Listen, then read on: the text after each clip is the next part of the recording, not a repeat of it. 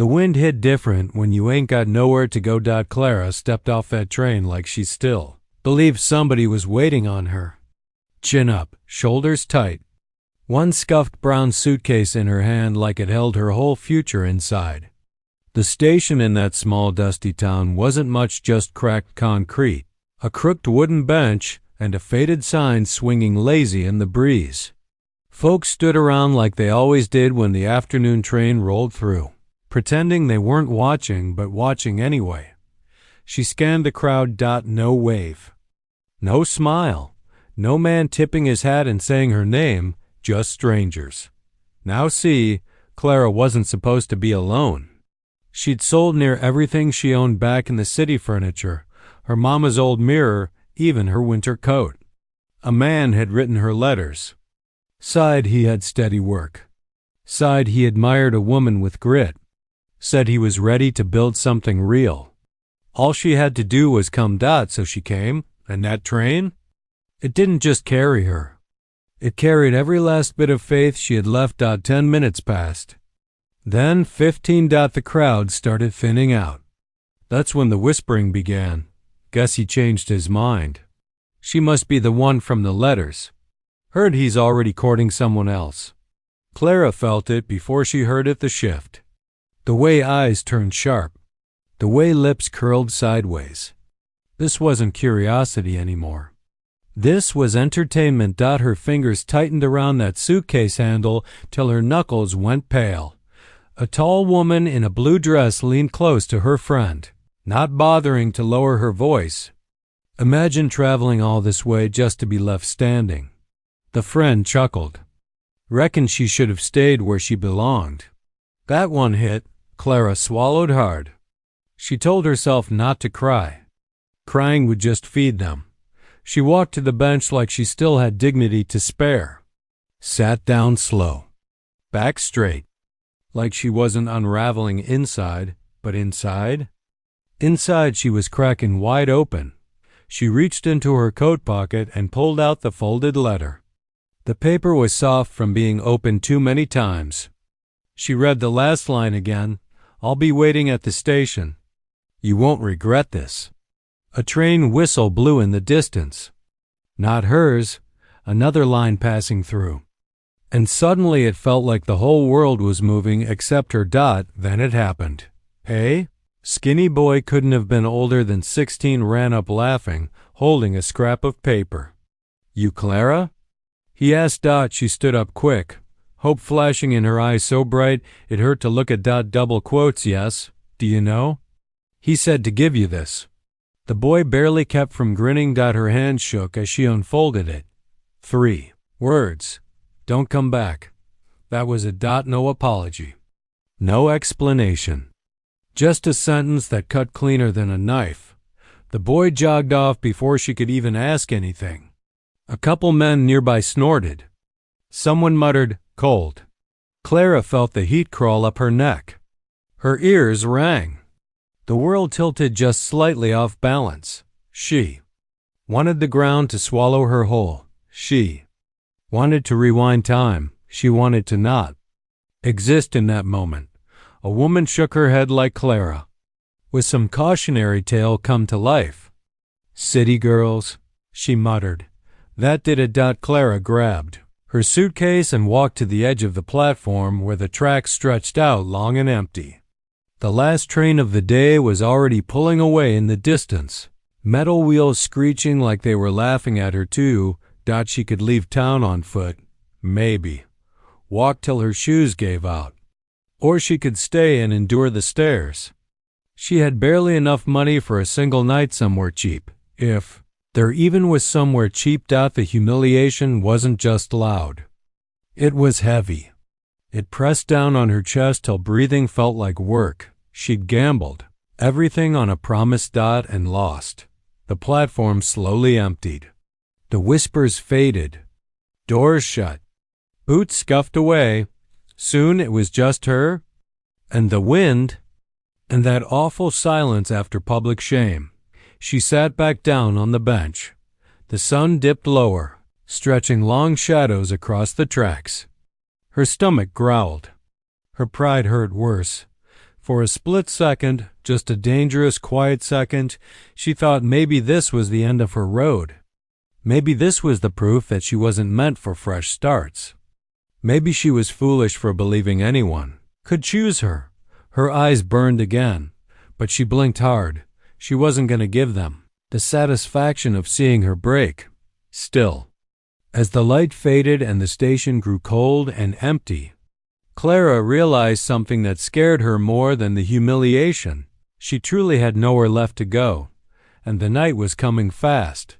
Asterisk, the sun was sliding down low, bleeding orange across the sky. When Clara finally realized something real ugly, everybody who planned on leaving had already left. The station platform sat near empty now. Just a stray newspaper blowing across the tracks and that old bench creaking every time the wind kicked up. Clara was still there, suitcase by her boots, pride bruised purple. Her stomach growled loud enough to embarrass her again. She hadn't eaten since early morning, back when she still thought somebody would be waiting with a smile and maybe supper plans. Now? She had a 3-word note burning a hole in her coat pocket. Don't come back. She stared at the tracks like maybe if she glared hard enough, they'd carry her someplace better without asking for a ticket. That's when she heard boots. Slow, heavy, not rushed, not curious, just steady. She stiffened automatically. After the way folks had treated her, she wasn't exactly in the mood for round 2. The boots stopped a few feet away. She didn't look up at first. Evenin'.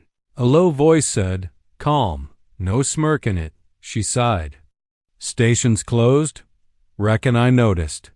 Something about his tone wasn't sharp, wasn't playful, just matter of fact. She finally glanced up.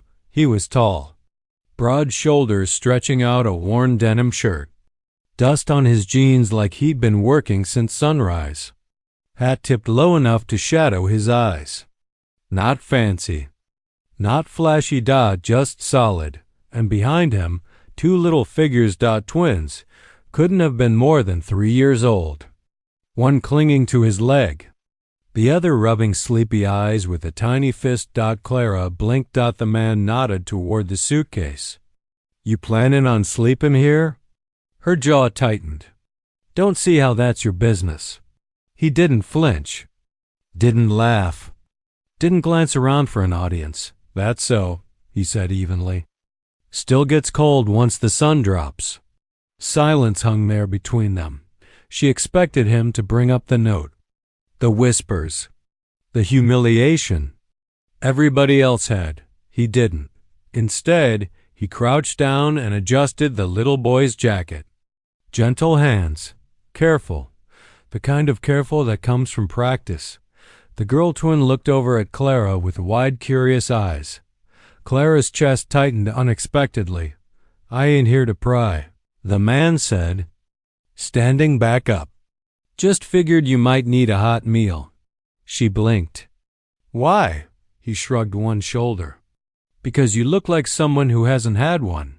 No pity in his voice. No charity either. Just observation. She searched his face for mockery. Couldn't find any. People already had their fun, she muttered. Yeah, he said. I saw. There it was. He had been there. He'd watched it happen, and he hadn't laughed. That mattered more than she wanted it to. The little girl suddenly wriggled free and toddled toward Clara, curls bouncing. She stopped right in front of her and just stared. Clara froze. The girl held out a small wooden horse, paint chipped, one wheel slightly crooked. Horsey, the little one declared proudly. Clara's lips twitched before she could stop them. Well, ain't that something? The cowboy exhaled softly. Sorry, she don't know a stranger yet. Clara crouched down slowly, meeting the child's eyes. It's okay. The girl stepped closer, pressed the toy into Clara's palm like it was treasure. That small gesture? It cracked something open. The boy twin shuffled closer too, hiding halfway behind his daddy's leg but peeking around. The cowboy cleared his throat. Name's Caleb, she hesitated. Clara. He nodded once, like that settled something. Look, he said, shifting his weight. I ain't offering charity. I don't believe in it much. Her guard went up again. Then what are you offering? He glanced down at the twins, then back at her. A table with food on it. And a chair that ain't splintered. She almost laughed despite herself. Almost. Why me? She asked quietly. He studied her face, not in a sizing up kind of way. More like he was reading something written there. Because, he said finally, you didn't cry in front of them. She stiffened. I'm not weak. Didn't say you were. His voice stayed steady. Just said most folks would have crumbled. The wind picked up again, colder now. The sky fading into that deep blue that comes right before. Night swallows everything. Clara looked down at the little wooden horse in her hand. Her stomach growled again. Her pride screamed. At her not to accept, but pride didn't fill bellies. Pride didn't buy rooms. And this man? He wasn't grinning. Wasn't waiting for her to beg. He was just standing there. Waiting. The girl tugged lightly at Clara's skirt. Come? That word hit harder than the note had. Clara stood slowly, brushing dust off her coat. This ain't some joke? She asked, eyes locking on his. Caleb's jaw tightened just slightly. I don't joke about my kids. That answer felt honest. Too honest. She picked up her suitcase. Just supper, she said. Carefully. For now, he replied, and for the first time since stepping off that train, Clara didn't feel like the whole town was staring at her, like she was something broken. As they walked off the platform together, Cowboy, twins, and the woman who almost gave up the station sat empty behind them, but something had shifted. Not hope. Not yet. Just possibility. And sometimes that's enough to keep a person standing. The ranch wasn't fancy. Didn't need to be. Wide open land stretched out like God forgot to draw the fence lines. A weathered barn leaned a little to the left like it had stories to tell. The house itself was plain wood, paint peeling in spots, porch creaking under every step. But there was smoke coming out the chimney. Smoke meant warmth. Clara hadn't realized how cold she was until she stepped inside. The twins ran in ahead of them, like they owned the place, which, in a way, they did. The little girl tossed her shoes off by the door. The boy toddled straight for a worn quilt on the floor, dragging that same wooden horse behind him. Caleb set his hat on the table. Kitchen's through there. No grand tour. No awkward hovering. Just simple directions. Clara stood in the doorway a second, taking it in. It wasn't rich, but it was clean, lived in, the kind of home where laughter had existed once. And grief, too. She spotted a framed photograph on the mantel, a woman with soft eyes. Same curls as the little girl. Same steady jaw as Caleb. Her chest tightened. She passed last winter, Caleb said from behind her. Clara nearly jumped. I'm sorry. I wasn't. It's all right. His voice wasn't sharp, just flat. Folks look. That told her something. Grief still lived here. She turned away from the picture, unsure what to say. The twins didn't seem weighed down by it, though. They climbed up at the small kitchen table while Caleb ladled stew into bowls. The smell alone nearly brought Clara to tears again, but for a different reason this time. He set a bowl in front of her. No ceremony. No conditions. Just food. She ate slow at first, like she was afraid someone might yank it away. But after the second bite, hunger took over. The twins watched her like she was a new character in their favorite story. The little boy suddenly pushed his spoon away and frowned. No, he muttered stubbornly. Caleb sighed under his breath. Ally, Clara didn't think. She just reached over gently.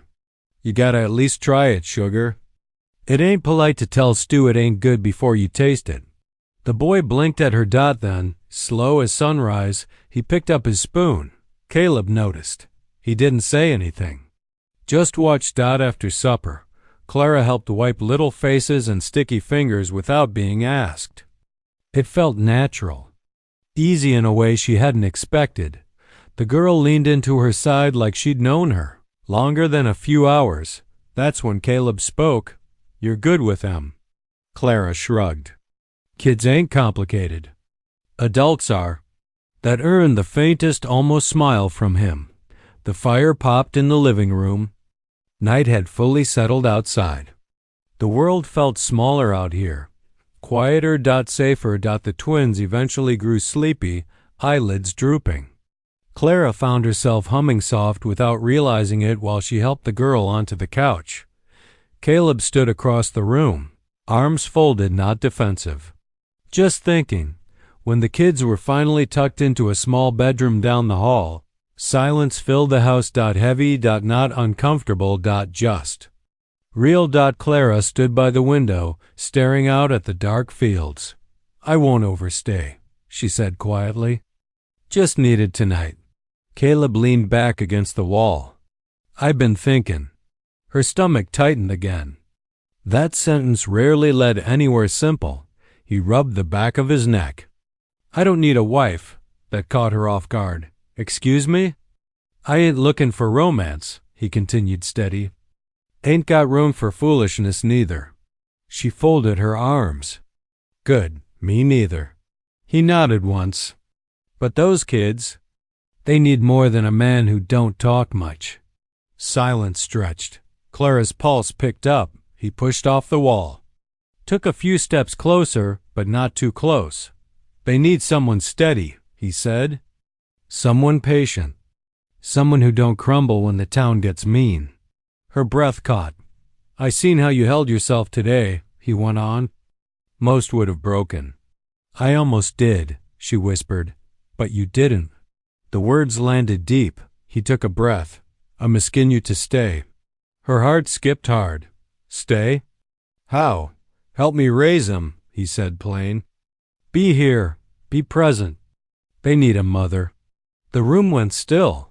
She stared at him like he just suggested the sky turn. "Green, you barely know me." "Reckon that's true. And you think I'm just gonna step into your wife's place?" His jaw tightened slightly. "Ain't nobody replacing her." That was honest. Painfully honest. "This wouldn't be pretend," he continued. "You'd have your own space. Your own, say, respect. And the town?" She shot back. "You know what they'll say." "They already talk," he replied evenly. Might as well give him something worth talking about.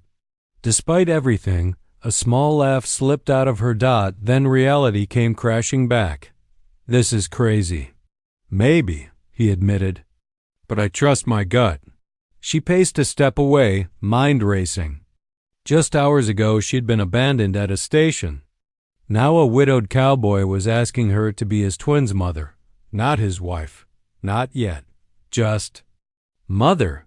"Why me?" She asked again, softer this time. He didn't hesitate. "Because when my little girl handed you that horse," he said, "you held it like it mattered." Clara felt tears threaten again. She had nothing. No money. No place. No promise. But here? There was a chance to be needed. To belong. The house creaked gently around them. Finally, she whispered, "And if I say no?" "I'll hitch up the wagon tomorrow," he said. "Take you wherever you want to go." No pressure. Just choice. For the first time in days.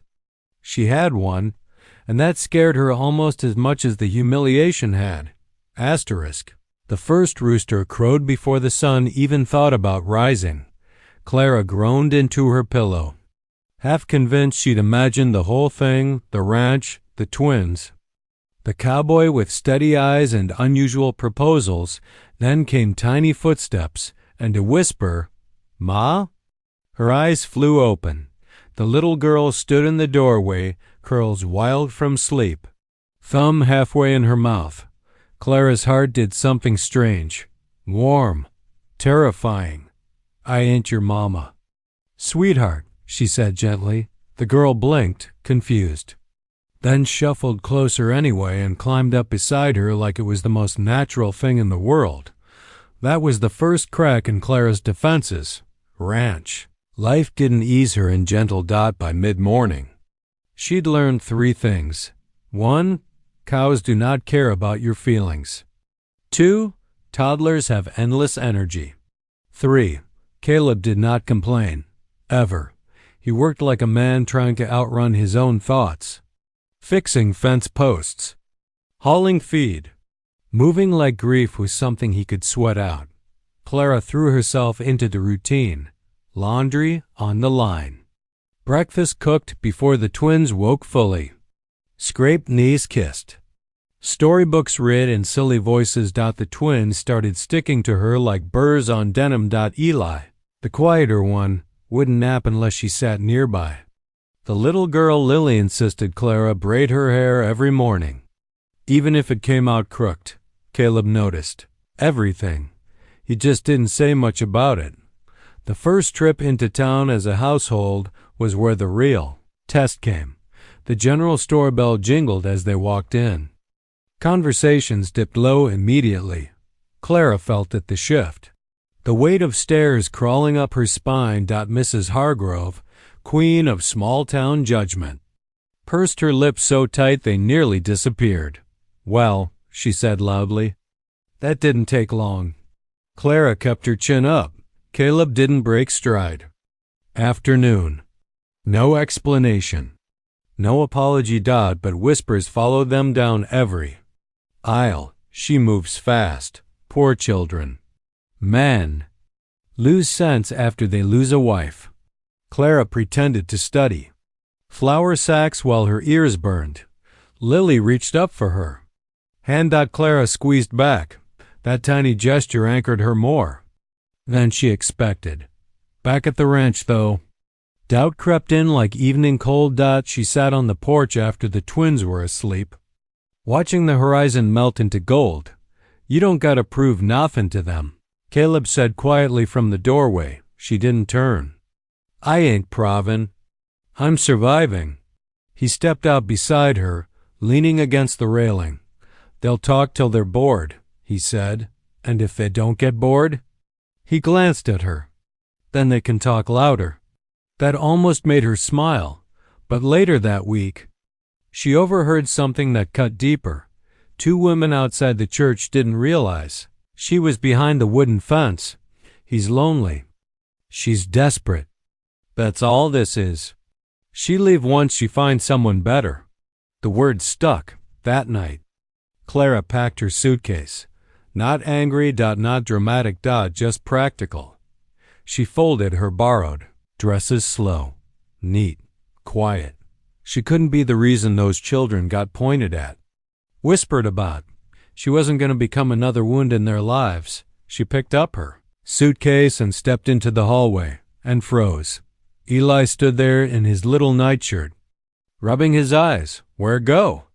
He mumbled. Her throat closed up. Just stepping out, sweetheart. His lip trembled. Then Lily appeared behind him, clutching her blanket. No, she whispered. The word wasn't loud, but it hit like thunder. Clara knelt down, suitcase tipping over beside her. You'll be all right, she tried to say. Eli shook his head hard. Stay. Lily climbed into her arms without asking permission. That was it. That was the moment, not the proposal. Not the town gossip. This. 2 tiny humans choosing her without knowing the rules. Behind them, she saw Caleb in the dim hallway light. He wasn't angry, wasn't pleading. Just watching, trusting her to decide. Clara's eyes filled despite herself. I ain't replacing nobody, she whispered, mostly to herself. Caleb nodded once. I know. She looked down at the twins wrapped around her. Maybe she hadn't come to this town for the reason she thought. Maybe humiliation wasn't the end of her road. Maybe it was the sharp turn she didn't see coming. She stood slowly, leaving the suitcase right there on the floor. I'm staying, she said. Voice steady now. Caleb, exhaled like he'd been holding that breath all evening. The twins cheered like she'd just promised them candy. Later that night, when she tucked them back in properly, Lily looked up at her with sleepy eyes. "Night." "Mama," Clara froze. She glanced at Caleb, standing in the doorway. He didn't correct it, didn't encourage it either. Just let it sit there. Clara brushed Lily's curls gently. "Night, baby." And for the first time since stepping off that train platform, the word home didn't feel like something far away. It felt like something she might be building with her own two hands.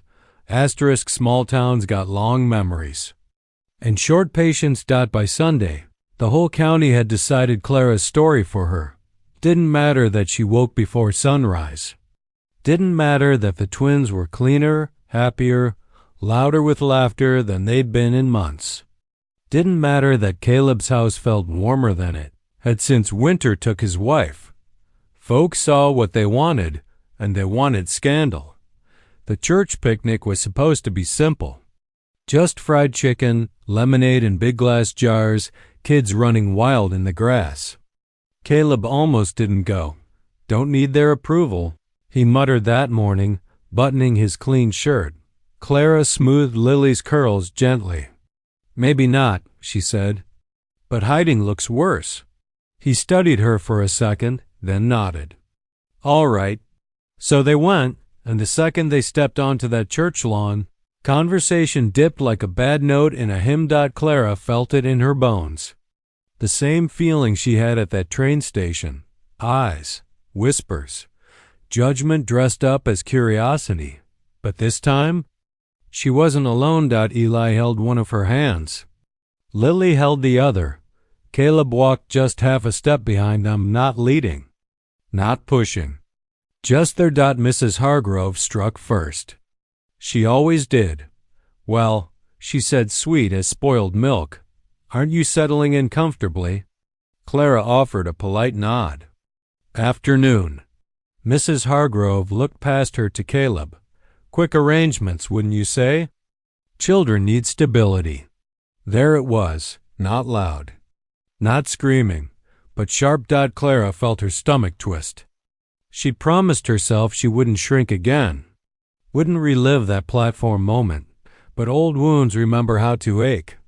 Before she could answer, another voice chimed in.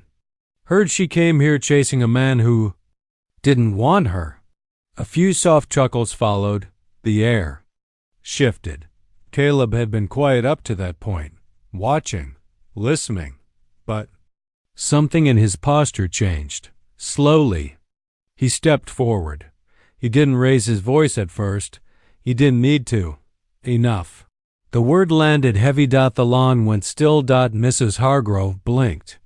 "We're just concerned." "No," Caleb cut in, calm but firm. "You're gossiping." That stunned them more than yelling would have. Caleb wasn't a loud man. Didn't argue. Didn't stir trouble. But today, he wasn't backing down. He moved to stand beside Clara instead of behind her. "She's done nothing but care for my children," he said clearly. "Feed 'em. Read to 'em. Sit with 'em when they can't sleep." He looked around at the circle of staring faces. "Where were y'all when I was burying my wife and trying to learn how to braid hair?" That hit. Hard. Silence stretched thick. Lily squeezed Clara's hand tighter. Eli stepped closer to her leg like she was his safe place.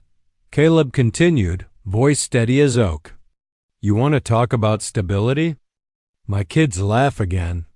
"That's stability." Clara felt tears burn her eyes, but this time they weren't from shame. They were from being defended. Chosen. Mrs. Hargrove tried again, weaker now. "It just doesn't look proper." Caleb didn't blink. "Proper ain't raised my kids." A couple younger mothers shifted uncomfortably. One of them gave Clara a small, almost apologetic smile. The tide was turning. Slow, but real. Clara finally found her voice. "I didn't come here to replace anybody," she said, steady despite her racing heart. "I came here with nothing. Your town already took its turn humiliating me once. A few heads lowered at that. I stay because those children asked me to, she finished softly. Right on cue. Lily wrapped both arms around Clara's waist. Mama, she declared proudly. No accident this time. No sleepy confusion. On purpose. A pate murmur rolled through the crowd. Caleb glanced down at his daughter. Then back up at everyone watching. You got a problem, he said evenly. You bring it to me. Not to her. It wasn't a threat. It was a line drawn. And small towns understand lines. The rest of the picnic went quieter. Less whispering. More cautious glances. A few folks even approached later awkward. Unsure, one older man tipped his hat at Clara. Kids look happy. That they do, she replied. By the time they walked back to the wagon, the sky was turning gold again. Clara exhaled like she'd been holding her breath for weeks. You didn't have to do that, she said quietly as Caleb helped the twins climb up. Double quotes. Yes, I did, he answered. She studied him. Why? He met her eyes fully now. No walls. No distance. Because I didn't ask you to stay just for them. Her heart stumbled. The wind moved through the tall grass around them. You're part of this ranch now, he continued. Part of this family. Family. The word settled deep. For the first time since stepping off that train.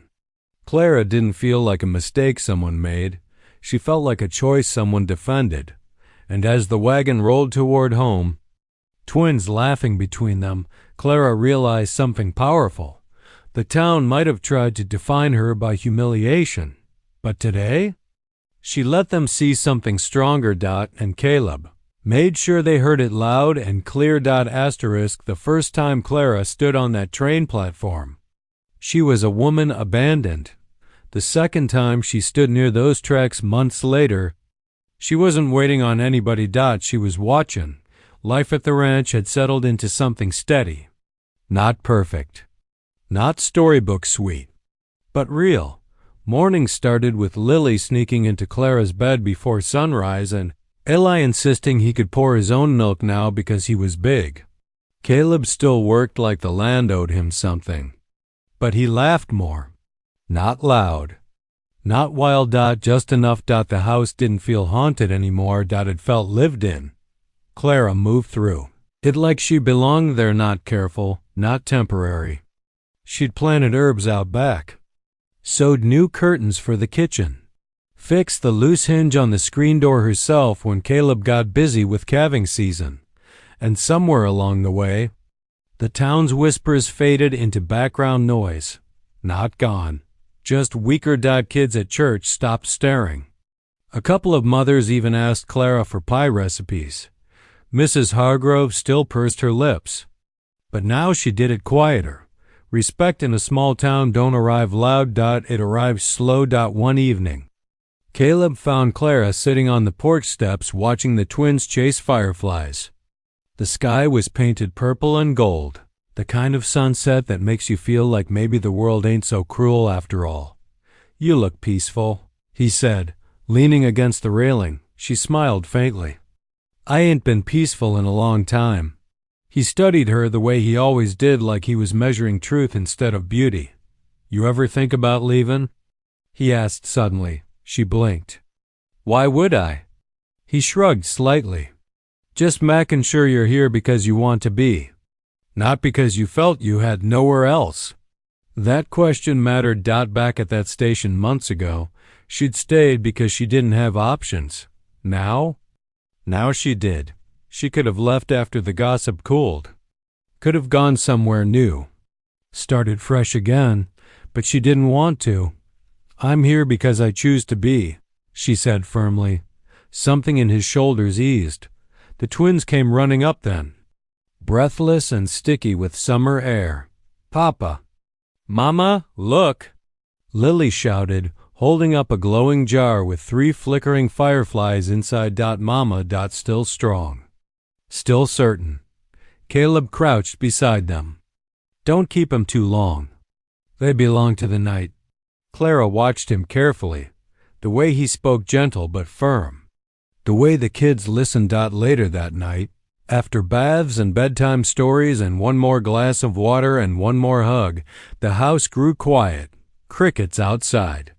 Wind soft against the windows.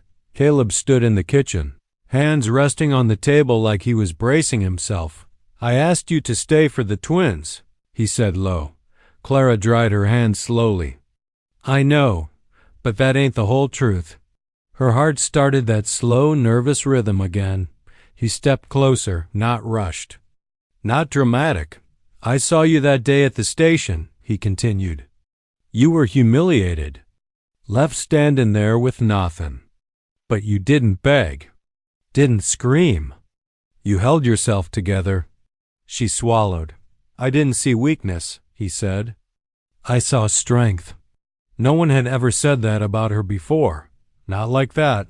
"I asked you to help raise my kids," he went on, voice steady but softer now. "But somewhere along the way, I started hoping you'd stay for me too." The air shifted. Clara stepped closer. "You didn't need savin'," he added. "And I didn't need replacin'. We just needed each other." Her eyes burned, but not from shame got from being seen. "I ain't the same girl who stepped off that train," she whispered. "Good," he replied. "I ain't the same man who watched his wife get buried." That was the truth of it. They hadn't found each other whole. They'd built something. From broken pieces. Not fast. Not forced. Forged. Like iron and fire. Caleb reached into his pocket, not with a flashy ring or grand speech, but with something simpler. A small silver band, plain, honest. "I ain't a skin because I need a mother for my twins," he said. "I'm a skin because I want a partner." Clara looked at that ring. Months ago, she'd chased a promise written in ink. This one? This one was built in action. In defended honor. In tiny hands gripping hers. "You sure?" she asked softly. "I ain't ever been more sure." From the hallway, a sleepy little voice drifted out. "Mama?" Clara smiled through tears. "Yeah, baby. Love you." Caleb watched her answer like it was the only confirmation he needed. She slipped the ring on her finger. "I'm not staying because I had nowhere else," she said. "I'm staying because this is home." Outside, the wind moved across the fields like it always had, but inside that ranch house, there wasn't loneliness anymore. There wasn't humiliation. There wasn't shame. There was a woman who once stood abandoned on a platform, now standing chosen, and two little voices down the hall that made sure she never doubted it again.